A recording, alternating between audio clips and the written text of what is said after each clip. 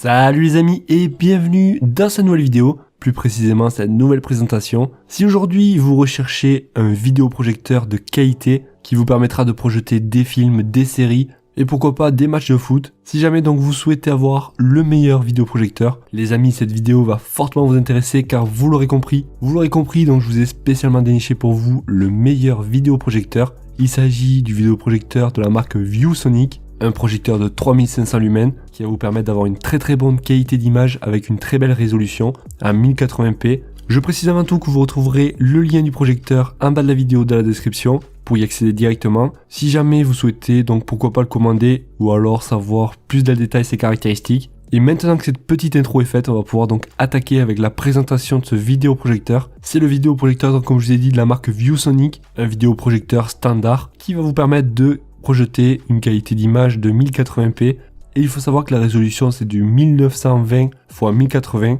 On retrouvera dessus des ports USB HDMI que l'on pourra donc brancher directement derrière le vidéoprojecteur. Si jamais vous souhaitez projeter votre téléphone portable, votre ordinateur, ça sera possible. On va pouvoir aussi, si l'on souhaite, le fixer au plafond, mais bon, on ne sera pas forcément obligé de le fixer. Vous allez pouvoir aussi le mettre, pourquoi pas, sur une table, ça évitera donc d'avoir à le fixer. Au niveau de la projection de la lumière du vidéoprojecteur, on est sur du 3500 lumens. Ça reste tout à fait correct pour pouvoir y voir en pleine journée, dans une pièce pas trop sombre. On retrouvera dessus un mode économie d'énergie, donc si vous souhaitez qu'il consomme pas trop, ça permettra d'avoir une plus longue durée de vie de la lampe. Et la durée de vie de la lampe est d'environ 20 000 heures. Donc autant vous dire que vous allez pouvoir regarder pas mal de séries avec, avant de devoir changer la lumière. On pourra aussi s'en servir pour jouer à la console par exemple. Si vous avez une Xbox, une PS5, une PS4, etc.